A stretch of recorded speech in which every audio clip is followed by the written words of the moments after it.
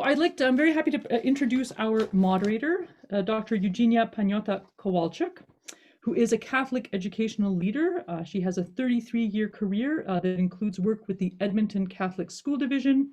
She's been a sessional instructor with St. Joseph's College here at the U of A, field experience associate with the University of Alberta, director of advocacy, and most recently, executive director for the Alberta Catholic School Trustees Association. In 2018, Eugenia completed her PhD thesis, and she's presented her research from her dissertation, which was entitled Educational Leadership, Exploring Overlapping Consensus of Catholic Identity Through Narrative Inquiry. She's presented results from that research both at the national and international levels. And most recently, Eugenia has taken on the role of Synod Coordinator for the Archdiocese of Edmonton. So Eugenia has graciously agreed to moderate tonight's event, and she will be then telling us how we're going to proceed, and she will introduce all of our panelists. So thank you, Eugenia. Thank you for the introduction, and thank you for being here, everyone. This is a wonderful evening, and who said that research was boring when we have close to 100 people that have registered for this session? Clearly, we all have an interest and a desire to learn about Catholic educational research.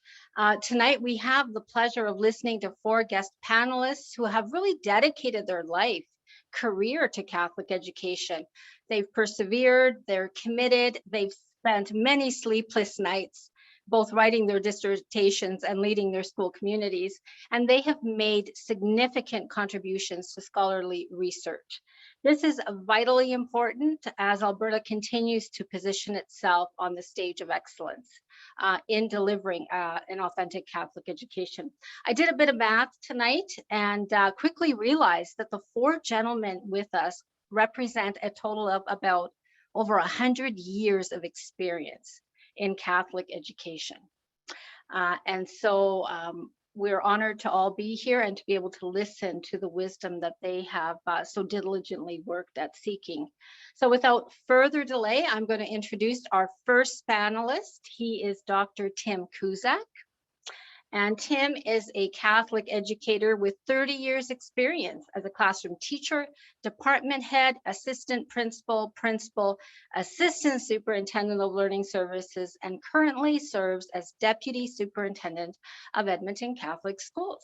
He is passionate about leadership, development, mentorship, system change, and improvement. He received his master's from Newman College, serves on the executive of the Council of Catholic School Superintendents of Alberta as past president. Tim also has over 35 years of experience with the Royal Canadian Navy Reserve as a naval warfare officer. We're thrilled to have him here with us. I turn it over to you, Tim, and just so everyone knows, at the 9-minute mark, I will say 1 minute left, and that gives the guest speaker the cue that there's 1 minute left. So go ahead, Tim, take it away. Thank you very much, Eugenia. Can you hear me okay? Perfect. Wonderful. Well, good evening, everyone. So my study focused on really getting to understand our assistant principals. Over the last 50 years, we have really come to appreciate that there has been increased complexity in school-based leadership. The role of assistant principal, the role of principal has changed. My research was conducted pre-COVID, and in the last 50 years, there has not been that much research done on assistant principals. In fact, in each of the decades, the call in the research has been to do more, to better serve the training, the formation of assistant principals, but very little has been done toward that end. I used descriptive analysis to look at a particular population of assistant principals at a moment in time. At that time, with a 75% participation rate, I determined that when we talk about aspirations of assistant principals wanting to become principals, there was a very unsettling trend, and that is 44% of individuals were undecided, 21% said they would never become a principal, and only 35% said that they did espouse aspirations to become a Catholic principal within a Catholic educational context. So we know that there is a shortfall of qualified, capable people wanting to assume the mantle of responsibility of principal.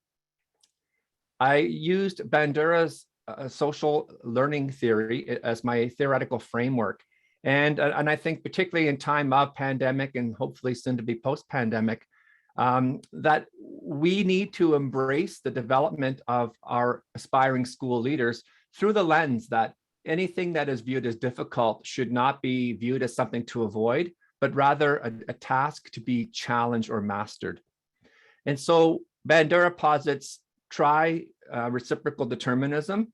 And that is when we look at the individual and the internal motivation that we espouse in terms of wanting to take that step forward into something that is uncomfortable and unknown, and how the environment helps to form and shape that, and ultimately how that impacts an individual's decisions to want to move forward.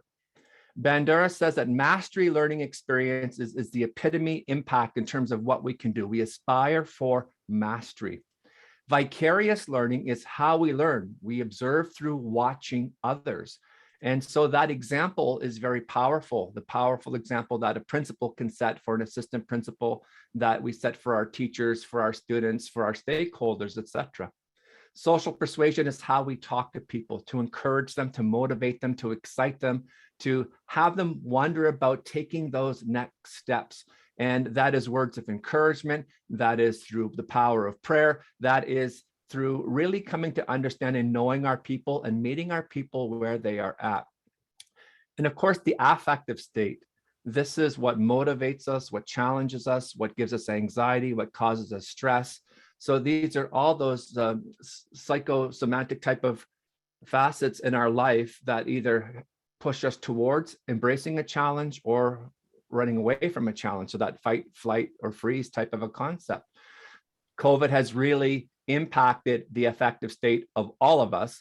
And so, as I said, my research was pre-COVID, and it does make me wonder what would my results be were I to conduct this research now.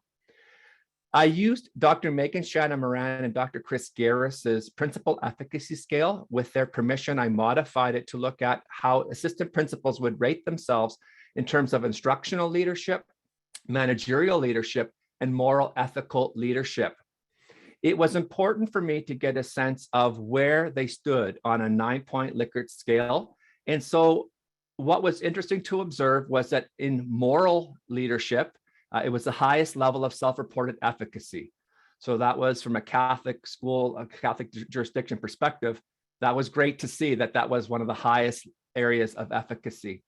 In terms of the instructional, this cadre of assistant principals had a very high level of efficacy, whereas the managerial leadership was collectively the lowest domain of the three domains. And research would suggest that the instructional is an area where we would expect to see particularly new assistant principals have a very high level of efficacy, having come from the classroom. So overall, in this particular jurisdiction, a reasonably high level of efficacy.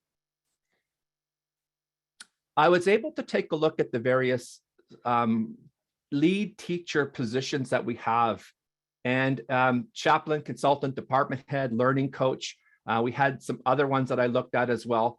But in this particular case, the principal self-efficacy scale, what stood out was department heads had the highest level of self-reported efficacy across all three domains: the managerial, the instructional, and that efficacy for moral leadership. And so we looked at chaplains, also had a very high level. And so what I did was get a sense of where they stood in these domains. And what I wanted to do was compare the instructional leadership piece with the leader quality standard in Alberta. So I took the leader quality standard in terms of being an instructional leader, and I asked participants to rate the level of importance of each of the indicators, and also to suggest their level of perceived efficacy in terms of how they fulfilled the various facets of that particular outcome. And what was interesting in this particular observation was consultants did say that it was the highest level of importance, but it was our chaplains, our school-based chaplains, who indicated that they felt they had the highest level of proficiency, when it came to the various lead teacher roles. So that was particularly interesting for me and has led me for some further wondering in terms of why might it be that our chaplains have this higher level of self-reported efficacy in instructional leadership? In looking at a correlation between the instructional scale on the self-efficacy scale and looking at the importance of and proficiency of the LQS, there was a very strong correlation between the levels of importance and proficiency across all participants.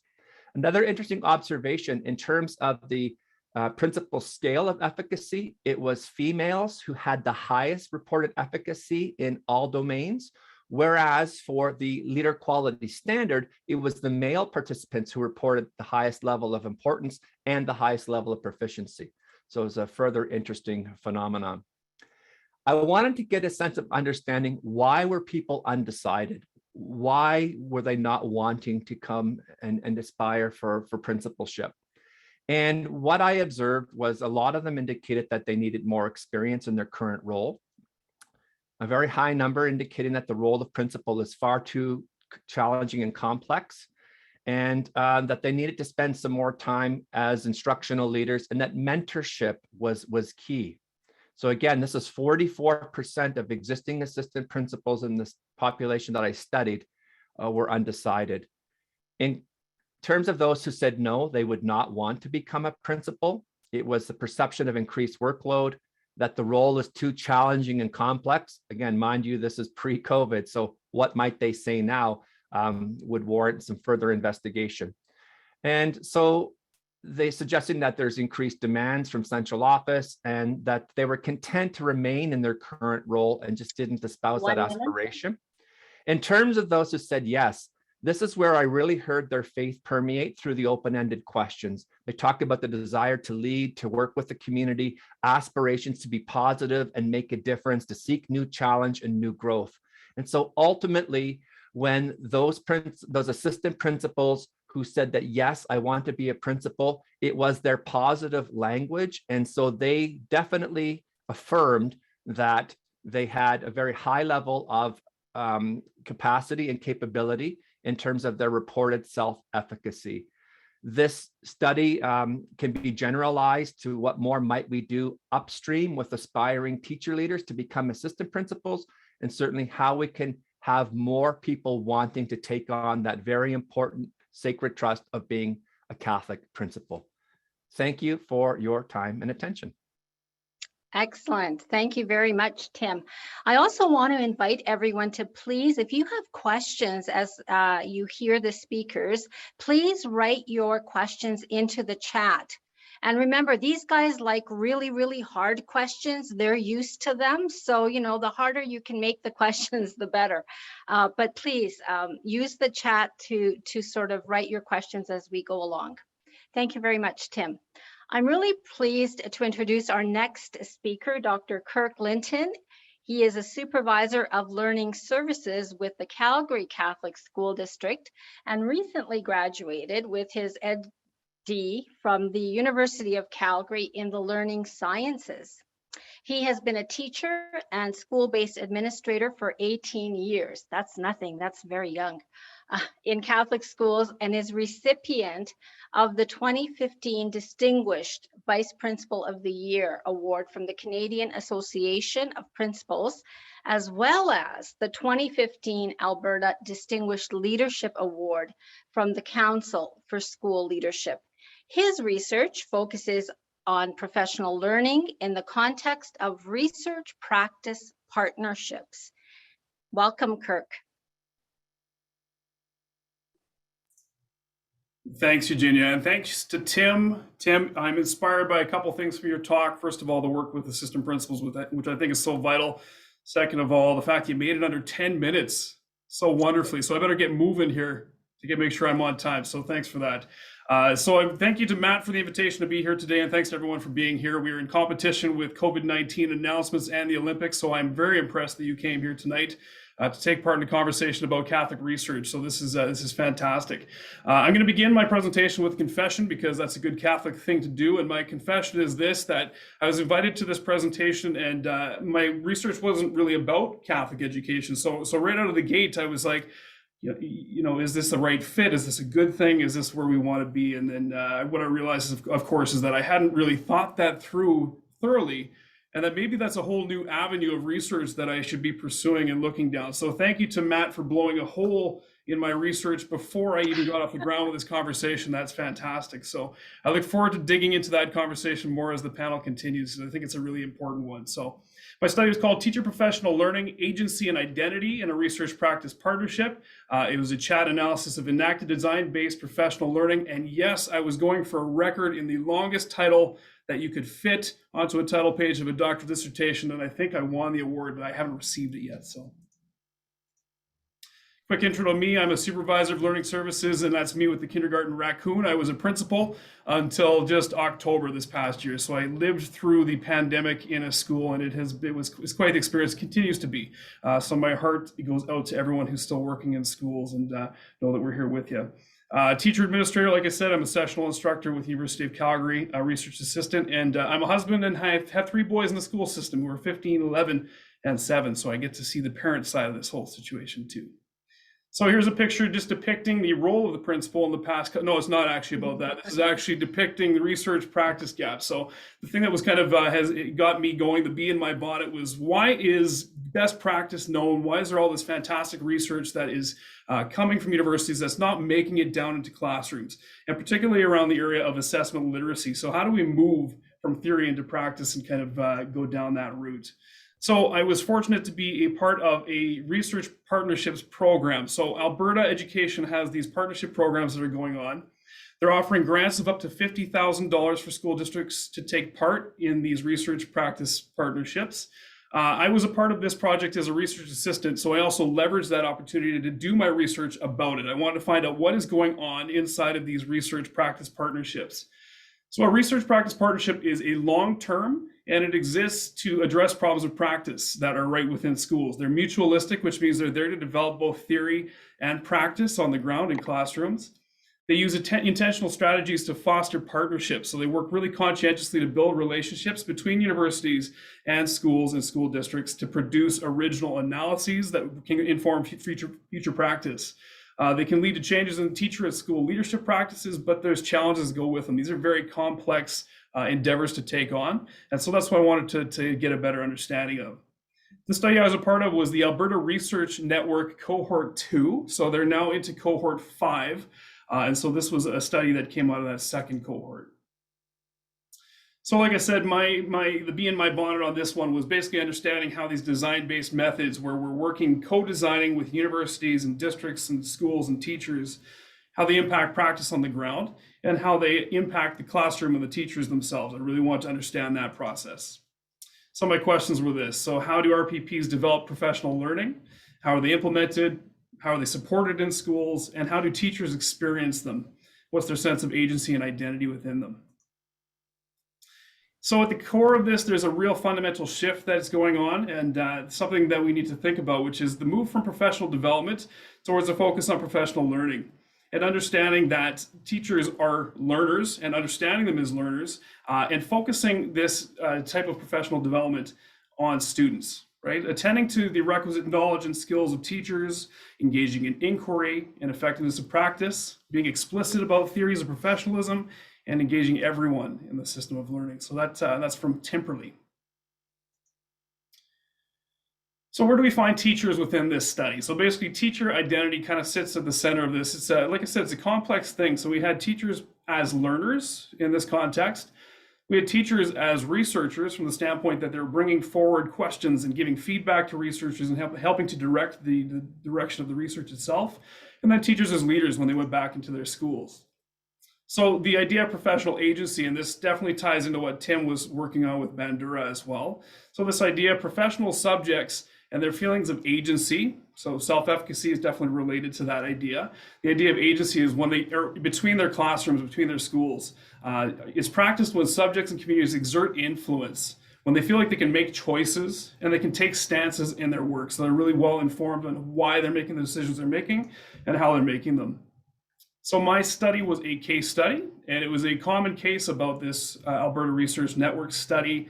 There were 6 half-day sessions and learning cycles that were completed as a part of this process, and my study took place after 4 of these cycles had occurred. There were 26 junior high teachers, 5 administrators, and a research team of 4 researchers and 2 Galileo consultants. So lots of resources went into this study.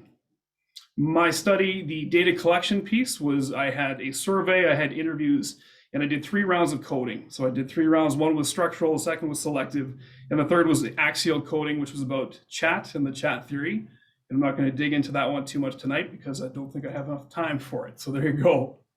The findings on this one. Okay, so this RPP was initiated by the district.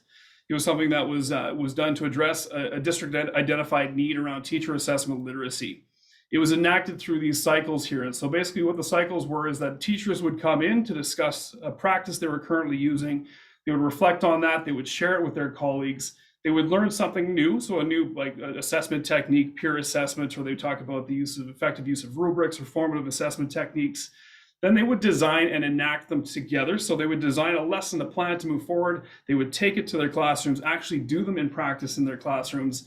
Then they would, in addition to that, they would lead. In other words, they would be given opportunities to work with their colleagues, to have discussions, to be in staff meetings and PLCs. And that actually served to deepen some of their learning, which I'll talk about. 6 cycles of this, and it was constantly assessed. So basically, as we went through the process, we assessed changes of practice through reflection, teacher evidence of practice, lots of conversation and dialogue. So it was a really interesting process on that front. So characteristics of teacher learning in the Dppl, and I'm going to ask you to think about, compared to say a workshop environment, what would this look like? It was active. It was differentiated, so it met the different needs of different teachers in different contexts. It was authentic and continuous. It was directed at personal learning goals, collaborative, reflective, and addressed specific pedagogical content knowledge. It was also focused on outcomes for students, and we saw that get to the ground. We saw it have an impact on kids within classrooms, and employed sharing and leadership at the school level to deepen learning. Sharing and support, this was shared through collegial dialogue, collaboration on teacher teams, PLCs, through staff meetings.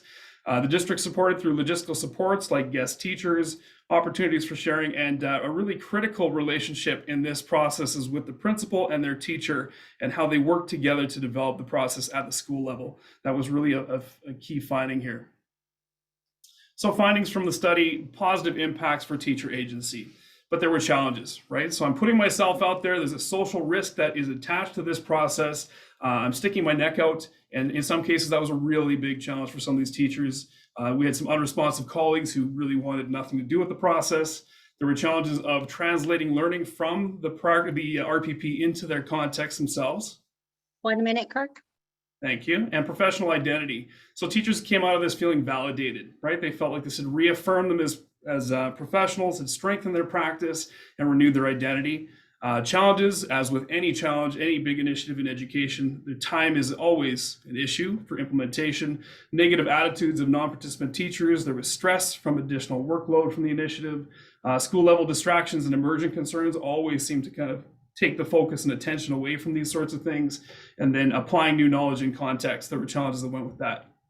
The benefits of this were opportunities for shared teacher leadership. So they actually formed teams. Some of them had team names from their school when they went back in their schools, and they called themselves the nerds or whatever else, and they'd go back in. There's accountability for the learning. Teacher professionalism was improved. Collaboration was improved. Instructional leadership, like I said, this idea of the relationship between principals and teachers with each other was really impressive. So I'm going to skip over this one. The main points taking away from this and moving forward: teacher learning is situated, is contextual, and we have to look at it that way. We can never remove the individual learner from their context. There's a social context to that learning that occurs. Teacher leadership can be learning. So by going through a process of leadership, you actually are deepening and reinforcing the learning that's occurring. There's a big impact on student outcomes at the classroom level for this kind of work. The application of chat is something we're not digging into just yet. Research capacity of teachers, it's important and vital to keep this work moving forward, and I think it can be applied to Catholic education as well.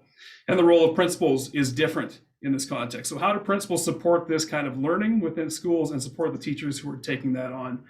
And benefits for this, there's benefits to teachers for taking part, like we said, in their learning, their identity and agency. There's benefits for principals for supporting this work, for researchers who also need to better understand how to work with schools, because they're very different activities and very different environments. Alberta Education for their funding and the investment they've put into this. And like I said, I'll leave you with this question, which is how about Catholic education? So what would the implications for this research be within a Catholic context? How could we apply it into this Catholic education to keep the vitality around the work that we do going and to keep that advocacy around Catholic education moving forward? So on that note, I will leave it back to you, Eugenia. Thanks so much. Thank you very much, Kirk. That was an excellent study. Definitely teachers who took part in that, certainly you can see the many roles of many hats that they have during a typical school day in their everyday sort of work. Our next panelist is Dr. Clint Moroziak, and Clint commenced his role as Chief Superintendent of Greater St. Albert Catholic Schools in 2020. Clint brings nearly 25 years of experience in Catholic education. Clint is a committed lifelong learner, holding a doctorate of education from the University of Calgary, a master of religious education from Newman Theological College, and degrees from elsewhere. He has written a song, maybe he'll sing it for us tonight, entitled Arise, to coincide with his division's 3-year faith team, and enjoys making authentic connections with students, staff, families, parishes, community partners, and the Board of Trustees. Welcome, Clint, and the floor is yours. Thank you so much, Eugenia. I'm just going to share my screen here. There we go. Thank you so much. And Kirk mentioned that we're competing with COVID-19 announcements, of course, and the Olympics, but we're also competing with an Oiler game. And I had to give away my ticket for this evening so I could be here, but I'm so pleased to be here. How do you follow guys like Kirk and Tim? I don't know, but being as Tim's research focused so heavily on a Ukrainian guy from Undere, I figure being a Ukrainian guy from Undere, I can follow. So here we go. My study was entitled The Principal as Faith Leader in Alberta's Catholic Schools, a multi-site case study. And the key issue under study was how, if at all, do Catholic school principals prepare and actualize their role as faith leaders in Catholic schools?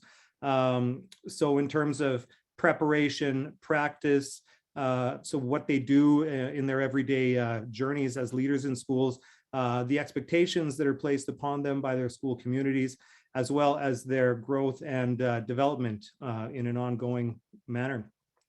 And so the conceptual framework, and it's very, so the overarching concept is the faith leadership role of Alberta's Catholic school principals, and it's no accident that a triangle was chosen for the graphic.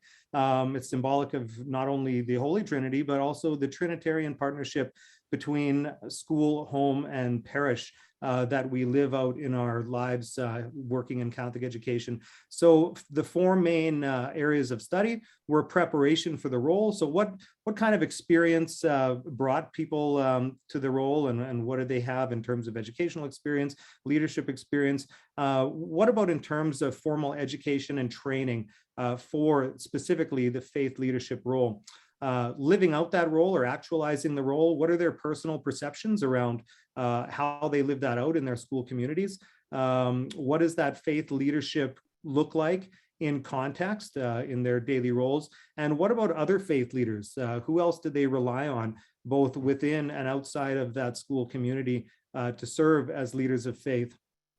The other concept, expectations for faith leadership. So what are the expectations of their superintendents? What about other members of their school community, staff, parents, students?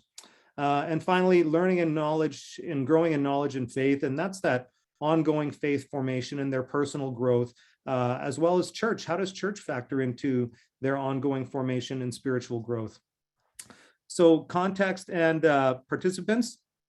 So the context was Catholic schools in jurisdictions throughout the province of Alberta. And I was very fortunate to get representation from all corners of the province.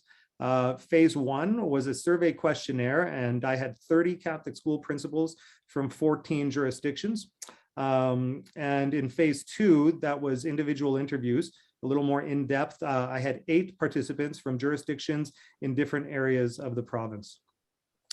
So with regard to the methods that I used, just as in my everyday life and my work, I'm a practical guy, and I like doing things that get us right to the point. So I employed a pragmatic approach, employing a combination of methods. So a survey questionnaire, which included some demographic data to really get an idea of who the participants were and what they represented, as well as interviews, which were personal and over the phone in most cases, to gather data. So it was a case study. So studying a contemporary phenomenon in a real world context. And the faith leadership role of Catholic school principals was that contemporary phenomenon. And the province of Alberta was that real world context. In terms of data analysis, qualitative data analysis resulted in emerging themes based on the frequency of responses. Participant perspectives paraphrased and often directly quoted to facilitate resonance for the reader and a genuine feel for participants in the study. And it lended a narrative tone to the research. And if you ever do decide to look up my dissertation and give it a read, you'll find, I think that it's, you develop a bit of a personal connection and you understand the circumstances of the various participants. And I had a bit of fun with that. They had to choose a pseudonym. I often quoted them directly. Only one chose a pseudonym, the rest I assigned, and I had a bit of fun assigning biblical names like Peter, Mary, Mark, Luke, Matthew, John to the participants for the dissertation. So it was a lot of fun. I also added descriptive data that was most often distilled into representations and classified into themes as appropriate. So things like the context, the school populations, the areas of the province, the years of experience, things like that, that really gave us an idea as to, again, who the participants were and what they represented in the context of our province's Catholic schools. The principal findings, very generally, of the study were that participants prepared for the faith leadership component of the role in different ways. Some of them had formal education in the area of faith leadership from institutions such as St. Joe's, St. Mary's, Newman, but others didn't. They do consider themselves to be faith leaders, but also share that role with others in the school. In no case did a principal say, well, I'm the only faith leader in the school. In many cases, they saw themselves as the primary faith leader, but certainly not the only one, and viewed it as a shared responsibility. Participants suggest that faith leadership permeates all aspects of the principal's work in a Catholic school. That's interesting. I'll come back to that a little later. And they generally had a conceptualization of the terms faith leader or faith leadership.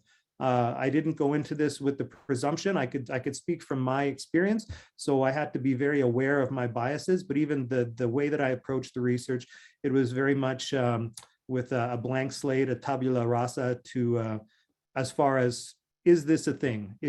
I know my experience as a faith leader in a Catholic school, but is this a thing?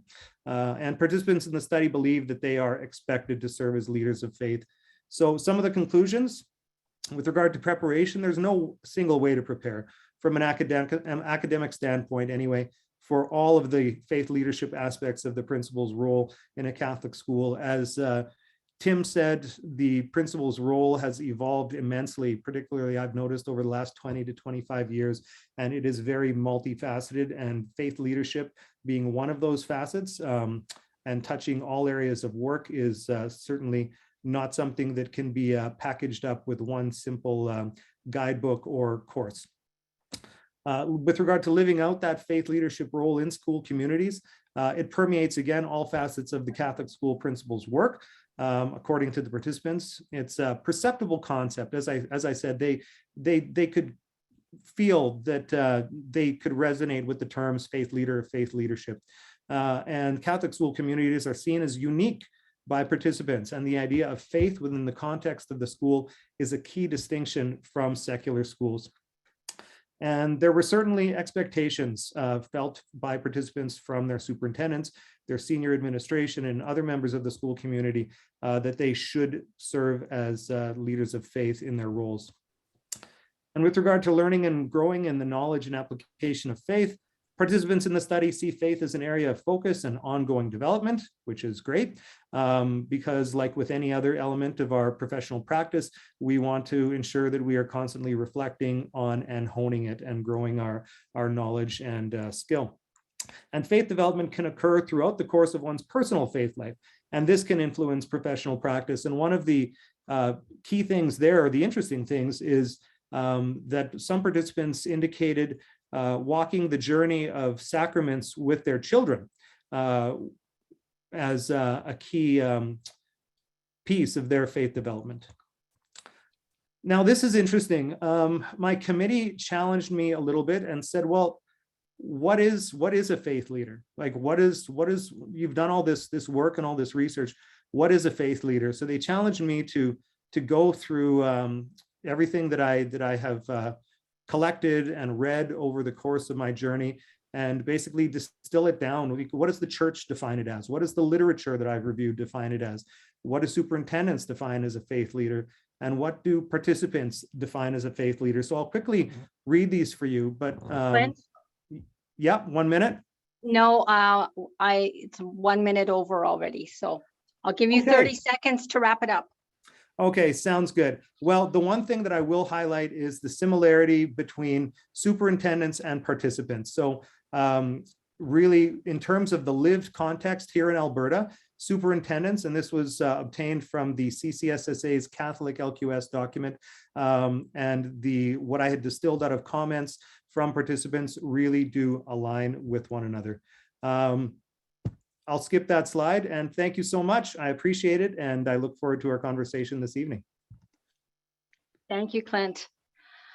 Our final panelist, and please, I don't see a lot of questions in the chat, so please, as questions sort of emerge for you, please, I invite you to write them in the chat. Our Dean Cernicki is an educator and Catholic educational leader from Sherwood Park. Dean earned his PhD from the Faculty of Education at the University of Alberta. He served as a teacher, school chaplain, and administrator for Elk Island Catholic Schools, taught religious education at St. Joseph's College and Newman Theological College, and taught for the Faculty of Education at the University of Alberta. Dean previously served as the executive director of the Alberta Catholic School Trustees Association and was recently elected as a Catholic School Board trustee. And I had the pleasure of working with Dean for 2 years at ACSTA. So over to you, Dean.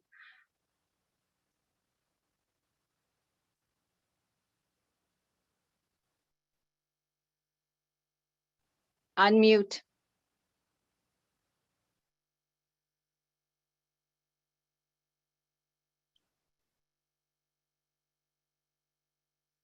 Dean, if you could unmute. Sorry, I couldn't find myself. Story of There my you life. are. There you are. There I am. Go ahead. Again, thank you for this opportunity. I'm very excited to be here, and I look at the research of the other three, and I'm kind of hesitant to share mine because mine is different. I come from a different perspective, and I did something different. Although Clint, a lot of what you did, mine dovetails with nicely. Before I begin, I'd like to point out a couple of people that are listening that are very important to me. First, my mother, Teresa Sarnecki, has joined us. My mother taught for 30 some years in Edmonton Catholic, Elk Island Catholic, and Calgary Catholic over her teaching career, a model of faith and a witness, and somebody I've looked up to and has encouraged me throughout this journey. And the other one is Archbishop Dppl. Grace, it's wonderful to have you here. You're a model for a teaching bishop, and I thank you for that and being present. So I did a philosophical study, something a little different. I focused on teacher faith education in a secular age. The secular age part has a particular meaning, and I'll get to that. Insights in and insight for Alberta Catholic schools. It was a philosophical study. So unlike research studies or empirical studies, this was more thinking and looking at what's happening and how it might look different. So it was a philosophical study investigating the reality of religious pluralism, secularism, and the effect of Catholic education in Alberta, and to provide insight in how we might form teachers in a secular society. I looked through the lens of the philosopher Charles Taylor. Charles Taylor's book, A Secular Age, a monster of a book, but the more I read it, and I have to admit I read it more than once, the ideas, what's there, and the explanation of what it means to be religious within a society where religion is somewhat banned from the public sphere was fascinating, at how he moves together and weaves the story of secularization over the past 500 years to today. What motivated me to do this particular study? Because I think that's as important as anything. When I did my master's at Newman College back in the 90s, there was a quote that stuck with me from Pope Paul VI in 1975. He stated, "Modern man listens more willingly to witnesses than to teachers. And if he does listen to teachers, it's because they're witnesses." That has been with me my whole teaching career, essentially. I've spent years, I've been at Newman since 1997 and St. Joe's since 2001, teaching in teacher formation programs. I've also planned Faith PD, both as a principal and a chaplain in a high school, and working with the district religion consultant, Elk Island Catholic. I've encountered students and teachers throughout my career who've struggled to reconcile Catholic teachings with the secular world. And I had two mentors that were awesome. Dr. Matt Hoven is on this, so thank you, Dr. Hoven. But Dr. Jim Parsons was a mentor of mine that goes back to my undergrad studies and has led me, pushed me to do a PhD and study of this material. Some of the guiding principles. I looked specifically at what principles and the perspective and rapid change in societal expectations can inform the pre-service preparation and professional development of Catholic teachers. Dr. Linton, I found interesting your notion of moving from professional development to professional learning. Something that made me stop and think, and I made some notes here. We're going to have to talk about it someday. How can Catholic education engage a rapidly changing, secularizing world, offer alternative perspectives, and assist those who uphold the importance of religious faith and faith formation of teachers?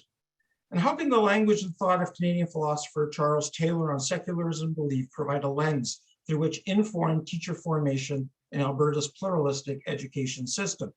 So I mulled that actually for about 4.5, 5 years, doing my coursework, writing papers, working with Dr. Hoven and Dr. Parsons on what this might look like when it comes to a paper. I needed something to grasp onto. And so what I did in one of my optional courses is a study with Dr. Hoven. I went through 8 Catholic education journals from 2000 to 2016. And in those journals, I highlighted what were the issues, what were the things that seemed to be cultural issues, the problem schools and school divisions had. 4 things came out very solidly and way more than anything. Number one, if you could define religious education in a secular age, you could make millions, because nobody can define it. Nobody knows exactly what it means. Is it catechesis? Is it evangelization? Is it religious studies? Is it RCIA? Is it catechumenate? What is religious education? Even the church contradicts itself in its documents. Analyzing varying viewpoints on the purpose of the human being in Catholic education. Catholic and Christian anthropology in a secular world. What does that look like? Ecology and care. This exploded in 2015. Up until 2015, there were 2 articles in 8 journals over 15 years.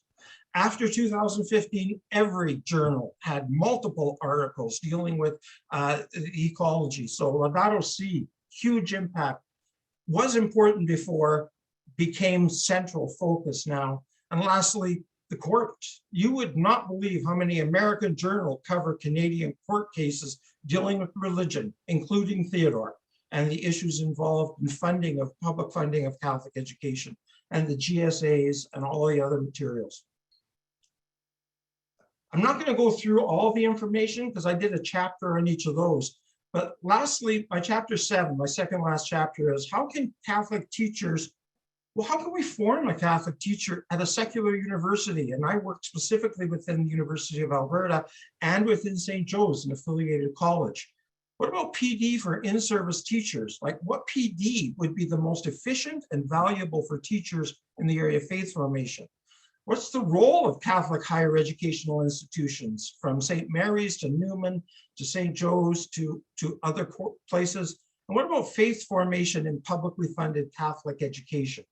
How do we incorporate and work with the Faculty of Education for our Catholic teachers? And we are publicly funded, and thus we deserve, to some extent, some support from our education faculties. In Chapter 8, turn to recommendations. I've got 3 minutes to whip through 7 recommendations. So this will be available on the recording afterwards if you want more detail. The first one is everything I read, everything I found, including the Vatican documents from the Congregation for Catholic Education, that we are not to hide ourselves away from modern culture, but we're to dialogue and engage as much as possible. From bishops on down, constant dialogue with forces both for us, against us, and neutral is vital. That includes parents, education ministries, etc. Secondly, one way that we speak to modern culture and modern society in a positive way is the Catholic Church's teaching on ecology and eco-spirituality and eco-pedagogy. That has to be front and center in the formation of our education students and our education programs. If you look at the new Pearson program from K to 8, you'll find that ecological concerns are central in that document. So that's an important part. Our teachers need to be formed in that too. We must constantly re-examine our mission, okay? If you have a mission statement and you don't look at it once a year, you're probably not following your mission. And if the current batch of teachers in your school have not been part of the formation of the mission statement, they probably don't even know you have one. It's vital, according to the documents and the research, that every teacher know their mission. What is the purpose and role of a Catholic school and a Catholic teacher? Fourth, faith formation must be a priority for staff. Those Catholic school divisions and their leadership must give strategic and operational priority to the ongoing faith formation of their staff. This includes providing them with resources, opportunities, and the time to do it, not as an add-on, but as part of who they are as Catholic educators. Next, to do this, of course, it's going to cost money. And guess what? We are not the same as the public school district across the street. We are a Catholic school district. A large chunk of our resources, a proportion far greater than currently used across the province, must be used in faith formation of our teachers. If our teachers aren't witnesses, then we should take the crosses down and close our schools. That was basically the research findings, okay? So it's important we understand that. I know people hate this comment. Sister Claire Fitzgerald, former superintendent of New York Catholic Schools, said, "Show me your budget and I'll tell you a board's priorities." If Catholic education is not even mentioned in your budget, Catholic faith formation, okay, that's an issue. Look at the document 2013 from the congregation that says it's a strong temptation for schools, Catholic schools, to work like a company or a business. We're not. We don't create widget. We create witnesses, human beings. They must then direct all the school's professional and human resources. Okay, Mike, I've got one more and then I'm done. 2 more. We must also recognize the academic formation of our teachers. So it's not just, we must form them academically to understand Catholic teaching. And lastly, with hand in hand with that goes faith formation and spiritual formation, giving them opportunities for personal and communal growth in faith. Thank you. That basically was my research, my understanding, my feelings, and that's what I promote constantly in my teaching. If you should have any questions, there's my email address. Thank you, Dean. There's a number of comments and questions that are surfacing in the chat.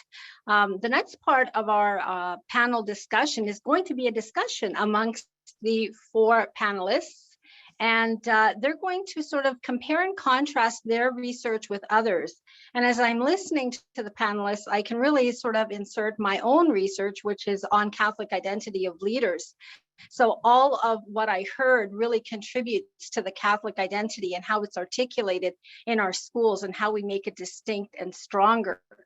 So I'm going to toss the discussion first to Dean, because age before beauty, and because I know that Dean is not at a loss for words. So Dean, how does your study, and then we can pass it on to the others, relate and help articulate that distinct Catholic identity in our schools? And then we'll take the discussion from there. Well, good question. How does my research relate to the notion of Catholic identity? I'm going to focus it back again, and I could, those who know me know I could go on for an hour on this, so I'm going to try to keep it to under 50 minutes. But the reality is the who we are and what we are, okay, is basically what we present. It's our internal spiritual formation. It's our internal relationship with God, then moves outside and becomes the witness that Paul VI calls for. And so it's important that I think that Catholic educators must, on a regular basis, the unexamined life is not worth living. And at some point we have to turn to ourselves and say, why?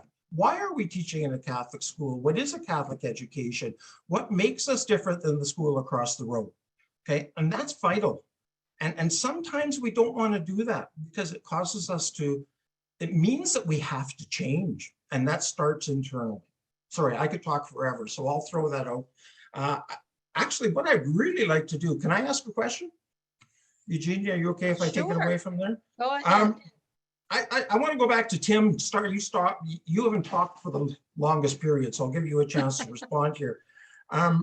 You talked a lot about your research actually resonated with some things that I read in some of my research. A school is only as Catholic as the principal. That came through in Rasheen Cole out of Scotland and a few others. It's constant that if the principal is not Catholic, the school is not a Catholic school. It's a public school with crosses on the walls. How do you talked about mentorship also as being vital. And I guess I want to ask you, in your research, did anything come up on what good mentorship looks like? How do we nurture this self-efficacy? And how do you put a spiritual bend to that? Yeah, thanks for the question, Dean. So I guess the best parallel I can make is, let's think of the formation of disciples. Jesus went to the shore to find, James, John, and Peter. He met them where they were at. He found Matthew collecting taxes at the table. He met him where he was at. And what is important for our principals and our systems leaders to understand is we have to meet our assistant principals where they are at. We have to meet those aspiring school leaders, so our department heads, our chaplains, our learning coaches, etc. We need to meet them where they are at. There is tremendous inconsistency in that formation methodology. And so within my study, I wanted to understand better how we can provide a more harmonized or universal application to make sure that the mentorship and formation of assistant principals is very intentional and not left to chance. Dean, you're absolutely correct that so goes the school principal, so goes that school culture. And so from a jurisdictional perspective, it's very important that we work closely with our principals to understand their role in shepherding, in providing that lived witness, in providing those opportunities for their assistant principals to have more authentic and meaningful vicarious learning opportunities, and to create that culture where it's okay to make a mistake. We will learn forward. We will be smarter for that. And so it really comes down to the principal as mentor must instill a sense of collegial trust and earn that respect and be witness to the assistant principal. And I think when we look at the number who are saying, no, I don't want to, 21% or 44% are saying, I'm really not sure because what I'm seeing doesn't look appealing or attractive to me.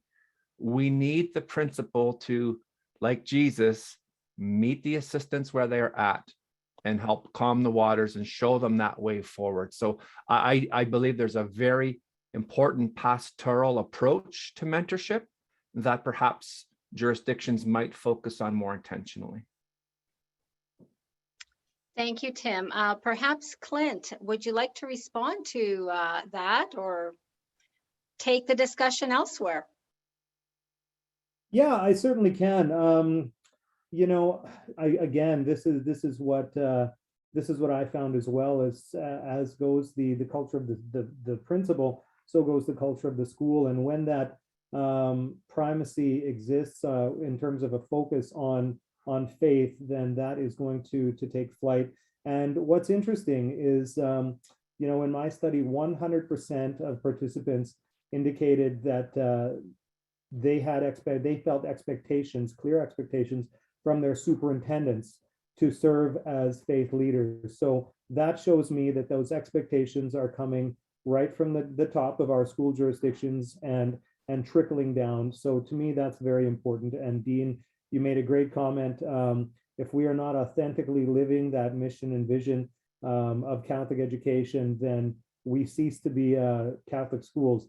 You know, in terms, I forget who I'm quoting here, but they said we will cease to have publicly funded Catholic education when our schools either cease to be publicly funded or cease to be Catholic.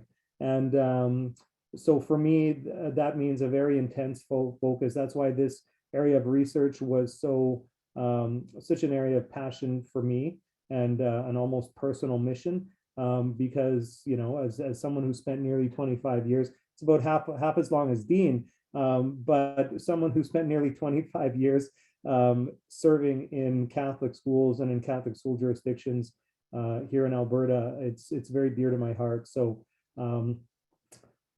you know, it's what's also interesting, and I was going to get to this, but I didn't quite have the time, is how when you look at the document produced by the CCSSA in terms of that baptized LQS document, or the Catholic LQS as we call it within the organization, although, you know, we were not permitted as a group, and I didn't have a hand in that particular subgroup who was adapting that document, but although we were not allowed to touch the LQS standard proper per se, we could certainly add our own faith component, and we could certainly touch the indicators. And that, what's interesting to me is that every aspect of the LQS is permeated by faith in that document. And it shows me that it really aligns with the experience of our principals in our schools, who really look at everything, whether it's a budget decision. Because again, I love that you quoted that, that you shared that quote with us earlier, Dean. You know an idea of the priorities of a school or a jurisdiction by where they spend their dollars. And whether it's a budget decision, whether it's a disciplinary matter that they may be navigating, you know, using that, rooting their decisions in the faith and dealing with things pastorally is really, it shows me the alignment that exists between practice in schools and what superintendents hope to see in their schools. I apologize if I rambled a little too long, Eugenia. No, go ahead. Kirk, would you like to contribute to this discussion? Sure. Yeah. So this is now where I'm thinking to myself, how does the work that I did around learning apply in the context of Catholic education? And when I think about this, and I think, Dean, you brought up some good points. And one of the things that's resonated for me and I want to dig into as well is talking about witness versus the teacher, that idea of what's a witness versus what's a teacher, and this idea of developing witnesses, right? So if we are developing the individual, and I think that's a common thread that has gone through all of these presentations, is talk about developing individuals, forming them as faithful beings, and improving their agency and their self-efficacy in that capacity. What does that mean? So in my study, we talked about, it was Engstrom, it was chat, and I was trying not to get too deep into that just yet. But he talks about boundary zones. And so boundary zones are, they're different groups who come together to form new meanings, right?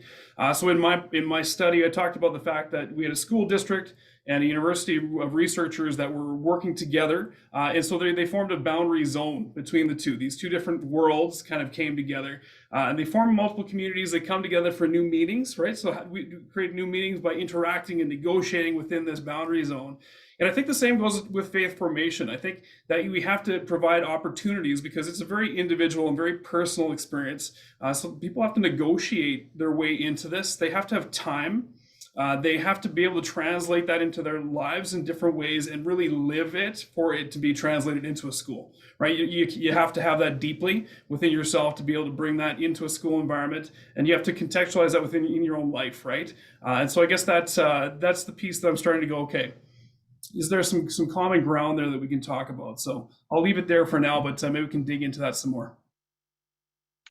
Wonderful, thank you. And just as I'm looking through the chat, there are a few questions and comments that have been posted.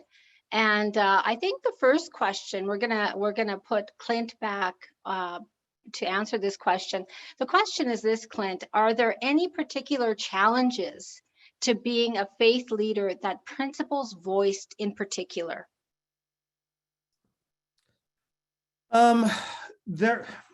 Nothing in particular came up within the context of my research, but I can share from my personal experience in dealing with school-based leaders. But one of the challenges, obviously, and this ties into what Dean was saying about being a Catholic organization in a secular and largely non-religious society.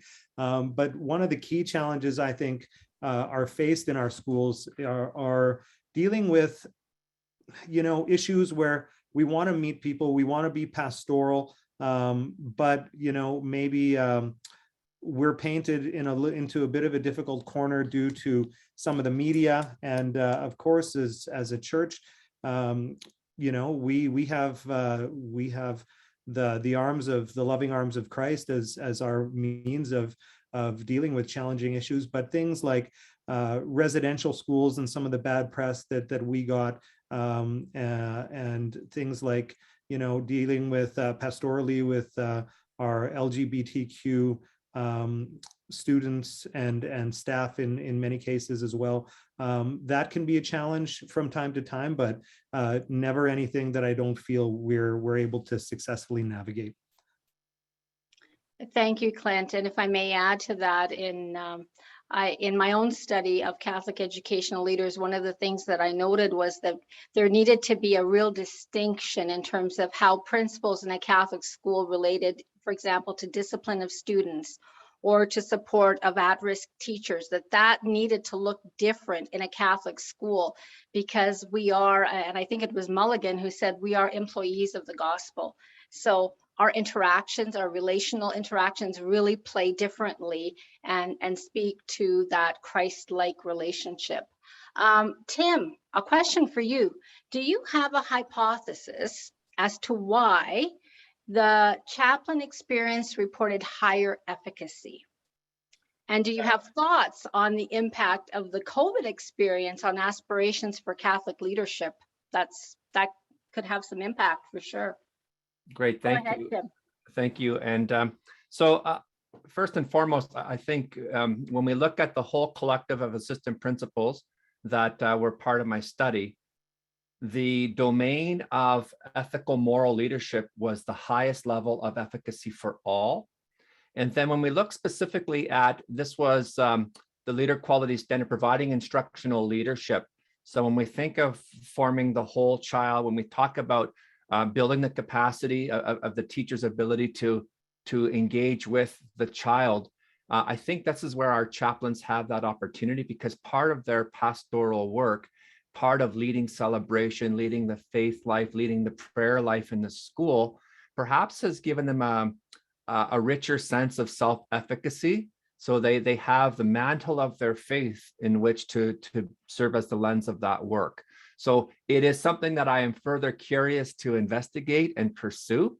And it was not significantly higher, but noticeably higher in terms of comparing it to a department head or a lead teacher or a curricular consultant specifically. In terms of the COVID piece, So when we look at what assistant principals said about why they don't want to become principals, and I paid tremendous heed to that.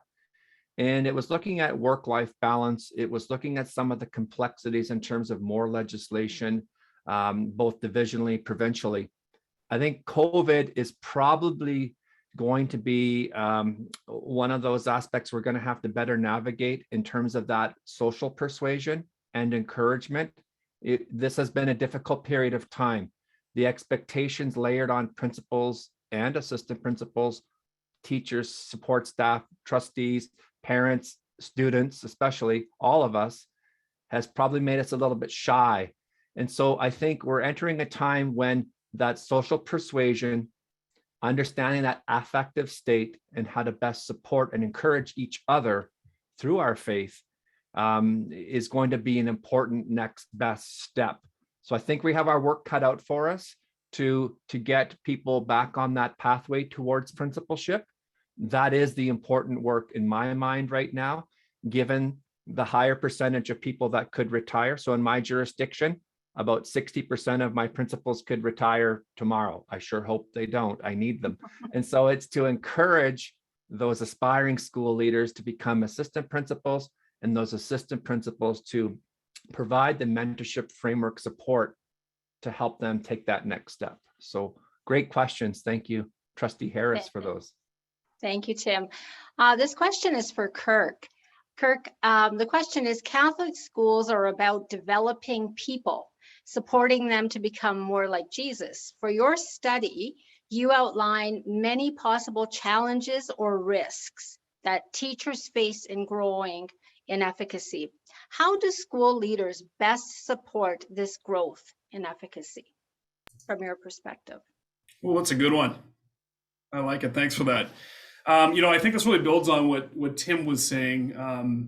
So the pandemic has been an unprecedented, overused word, unprecedented challenge, right, in schools. And so, but with those challenges comes opportunities. And I think that would be something that is supported by the activity theory stuff that I did. But you take that away, this was a real chance for principals to come alongside and work alongside with their staffs, to really work with the people that work with them, to be partner with them, to be vulnerable with them. And if I have to say one thing that really stuck out from my study was that those principals who became vulnerable, came alongside their teachers, opened themselves up to learning, had the most powerful experiences, and that was a really impactful relationship that occurred.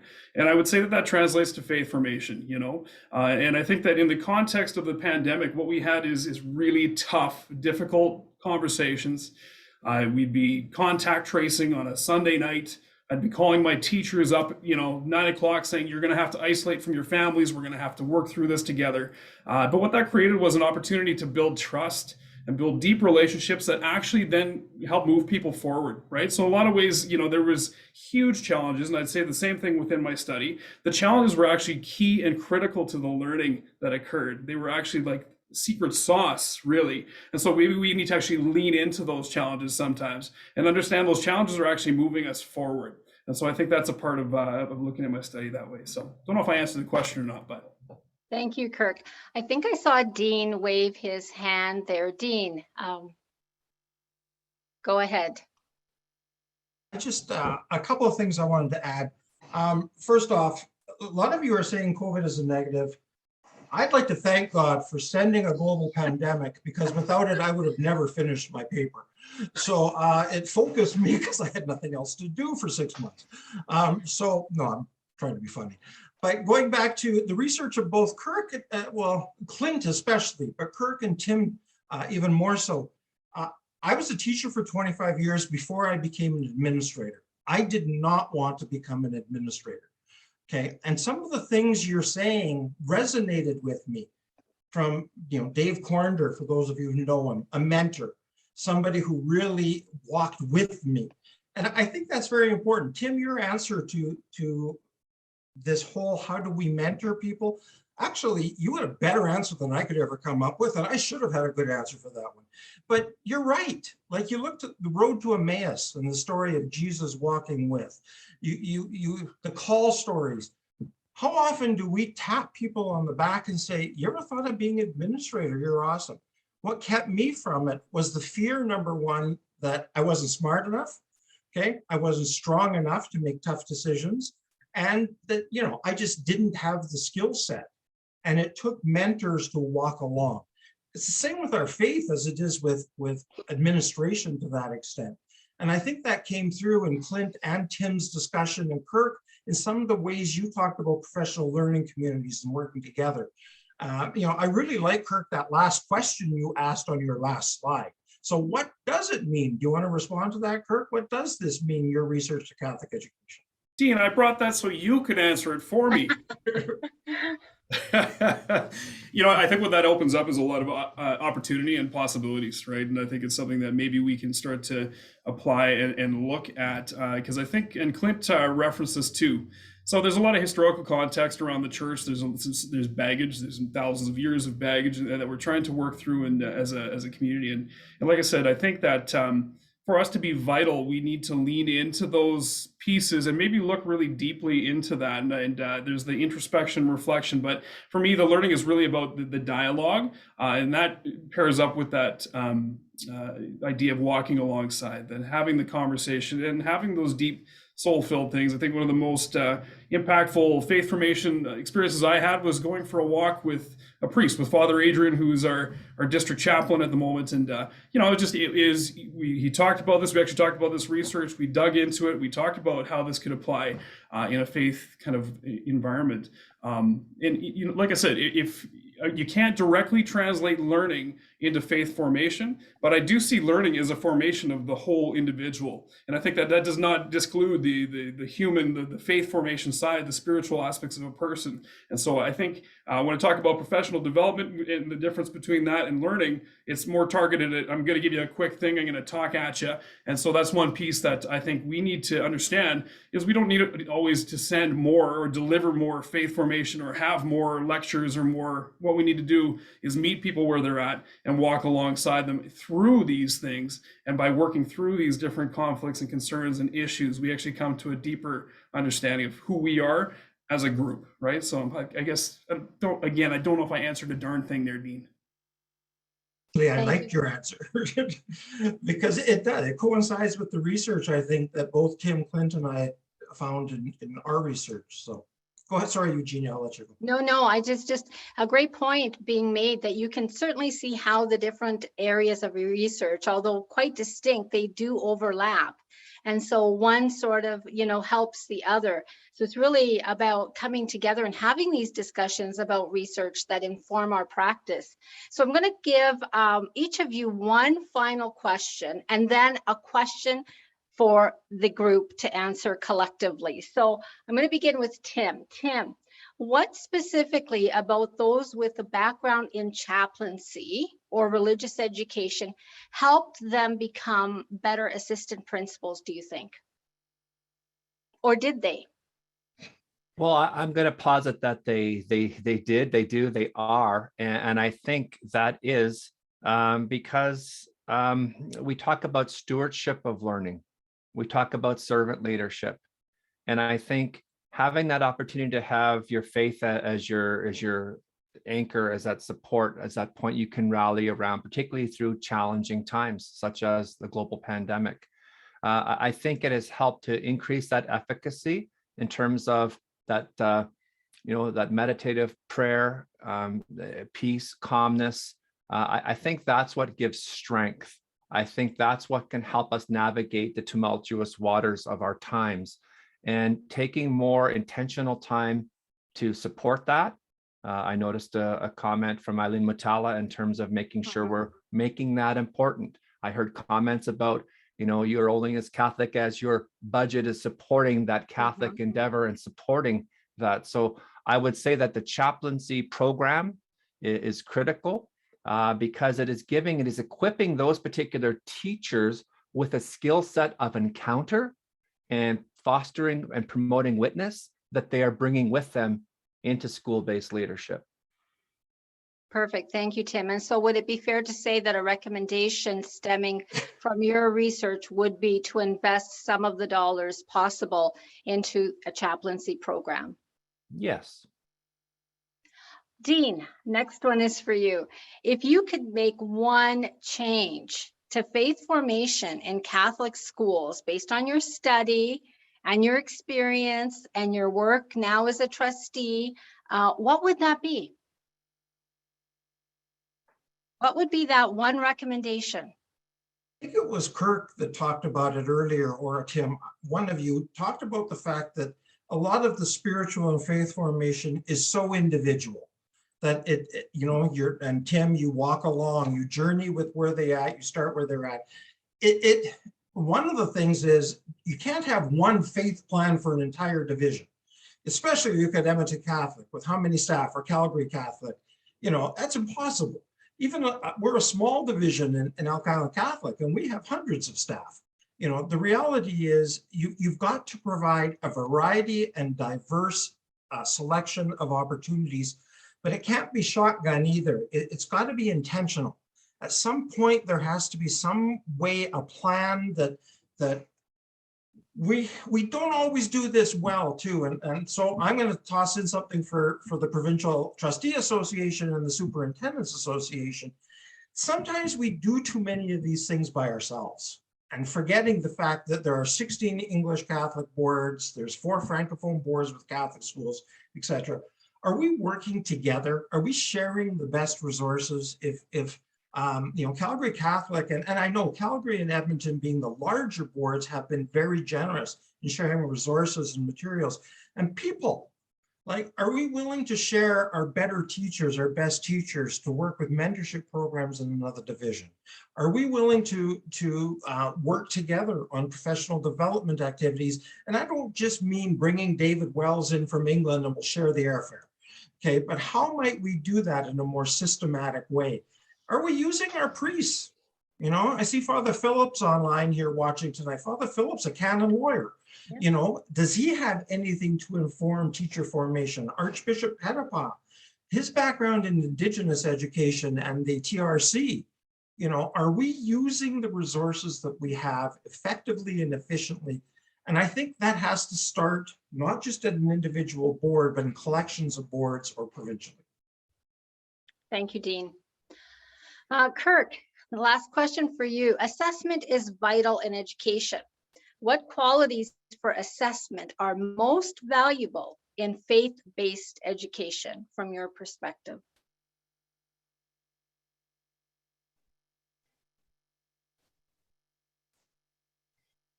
There we go. Self-assessment and self-reflection. I think that is a constant reflection upon our own practice and understanding, and that's the dialogic nature of this whole thing of the speaking with each other, working together. I think Dean is what you're sort of getting at there. And so obviously I did my research into partnerships, and so I wanted to understand how partnerships and people or organizations that come from different places work together to create new understandings. And this is the same idea. And I think when I think about that in the context of Catholic education, I think Grace is probably one of our best examples of different groups coming together, different dioceses, different districts coming together, working together towards a common goal, which is advocating for Catholic education in Alberta.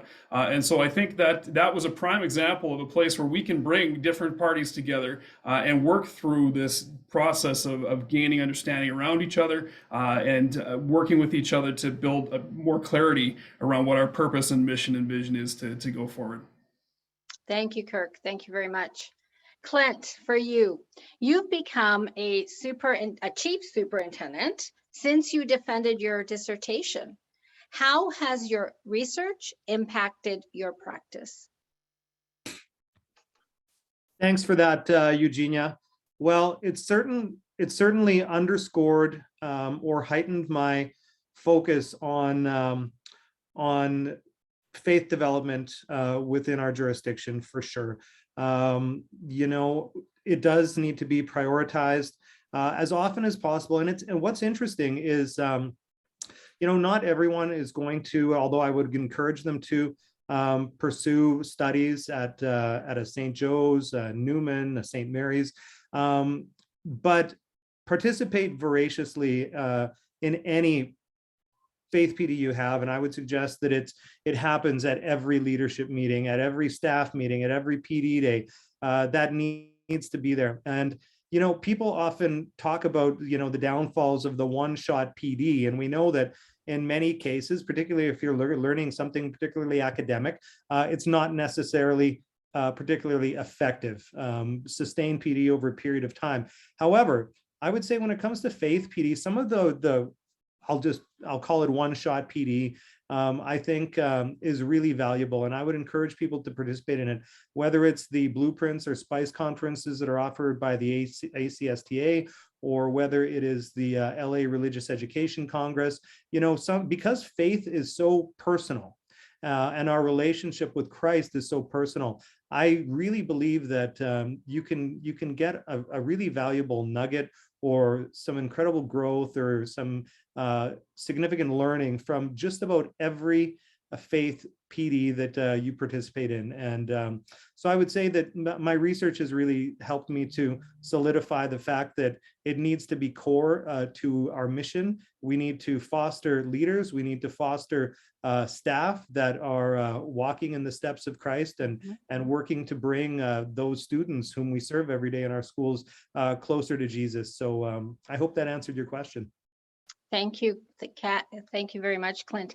I'm going to throw a question to Matt Hoven, because he's really been instrumental in mentoring a lot of us during our sort of scholarly work. You know, even if it was just to weep and to vent and to you know, give us a little bit of incentive moving forward. But Matt, I want to ask you how important scholarly research is within Catholic education, and where we stand as a province in terms of really being sort of leaders in some of the topics that we've heard today in terms of research. Eugenia, before this evening started, I thought, great, I did all this work planning, talked to people, we got everything set. And I said, I just get to enjoy it. Maybe type in a couple questions, and now you got me. Hey, leave it to me. Yeah, that's it. I think it's vital. It's at colleges and universities, people doing grad studies. That's where the church, Catholic education, does its thinking. Yeah. And without research and people taking time out, like the 4 panelists and yourself, Eugenia, you're working full time, but you knew deep down that there was a question that you wanted to answer, and that we as Catholic education need to think and reflect, as Kurt was saying, and dive into hard topics and to think about them and to talk about them as a community. And if we don't do that, I think we just kind of grow apart from one another, because it's just like family life. If we don't talk about those things that need talking about, we grow apart and we become islands to one another.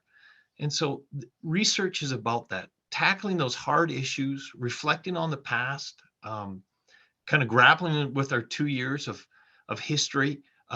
Much of it is good, of course, some black eyes too, but just to get into it, I find it powerful. And thanks for this evening. It's been a real blessing, I felt like, for me, and hopefully for many of you, in that just to hear the research and to hear these 4 individuals get to talk about what they're doing and answering questions. It shows the interconnectedness of our research and about the mission of Catholic schools. So just thanks. And anybody who's seeking about graduate studies, I encourage you just to keep thinking about it, reach out to people, seek mentorship, talk to Jesus about it. You know, these kind of things, just to grow, and who knows where that'll lead. So thanks for the question. How can a prof like to get a little bit of FaceTime and talking time? So, and thanks everybody. Great to see you all. Thank you, Matt. And I didn't mean to put you on the spot. I know that you've just been a great mentor to most of us in this room working directly with us. So thank you for that. I'm going to give the panelists one last opportunity, your final words, your final thoughts wrapped up in 3 sentences or less. What do you want our participants, our listeners, our audience here to take away in 3 sentences or less? I'm going to begin with Clint.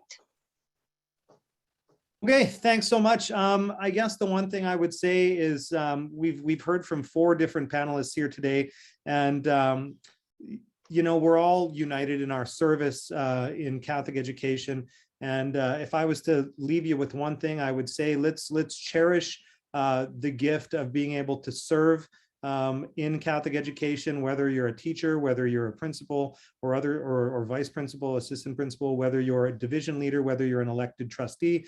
It truly is a gift. And the fact that Catholic education here in Alberta is publicly funded is also a gift, and it's something that we need to cherish. And I'm grateful every day for the blessing of the opportunity I have to serve in our Catholic schools. So thanks so much.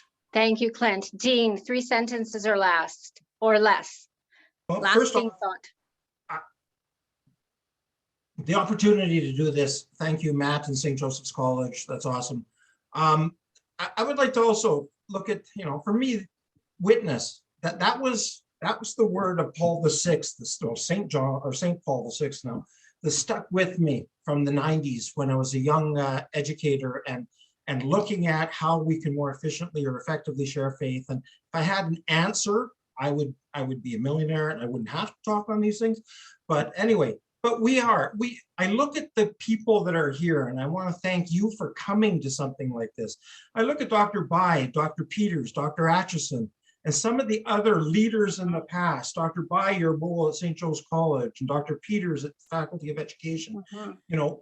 You have moved us along and been witnesses. I look at the trustees, the superintendents, the religion coordinators, the teachers that are here, and then the parents. The primary faith school is the home, and you have done awesome work, and you have supported Catholic education. So thank you. And I think that's the message we need to get out, is gratefulness. Thank you, Dean. Kirk, go ahead. Okay. I think for me, it's, and we've had this conversation, but there's challenges. There's many challenges. It has been a very challenging time, but we are surrounded by passionate advocates. And I think that has spoken really loudly tonight. We've got people around us here who are all advocating for Catholic education in Alberta. I think that research is a vital part of that, and we have to use research to dig deeply in and understand and really thoughtfully reflect on where our role is in society. And I think from my perspective, the contradictions, the places, like we're all built of contradictions, and we need to lean into those and delve into them and understand them better to move forward. And I think that is where I can see a lot of growth coming in this process. Thank you, Kirk, very much. And Tim, we started with you, so we'll end with you. Final Very words. good. So just my expression of gratitude for this opportunity. My few sentences. For the past 50 years, we've heard how important the role of assistant principal is in school leadership, and that they have been chronically underserved. So with more intentionality, with more investment in the self-efficacy of our assistant principals, particularly in their formation to become principals, we are ensuring quality Catholic school leadership for our future. We need to do more to support this most important group of leaders. Excellent. Thank you, everyone. And just a final thank you to those of you that took time out this evening to spend time and really reflect about the gift of Catholic education in our province and the many people that have contributed. When I look at the list of participants here this evening, I can just go through and say, thank you to so many of you, because we really sort of, learn from each other, and there's been great work done in our province. And so you can see how research really forges and gives the courage for us to forge new pathways, new thoughts, new ideas, and always to serve Christ, the mission of Christ, and to serve our students. So with that said, thank you, and I will pass it to Indra. Okay, so on behalf of St. Joseph's College, thanks to all our panelists, our moderator, and also special thanks to Dr. Matt Hoban, who's the St. Joe's Co-Chair for Religious Education. This panel really was his idea, and he was key in organizing it. The recording will go up on the St. Joe's YouTube channel. You can locate it by going to the St. Joe's website, so check it out in a few days. We'll have it up there. And our speaker series is also a place where you can engage in academic conversation on various faith topics that can contribute to your own faith formation. So our next talk will be on Thursday, March the 31st, with Dr. Ken Ristow, who's a biblical scholar, and he'll be talking about his research on miracles in Chronicles. So hope to see some of you at our next event. And once again, thank you for joining us, and good night.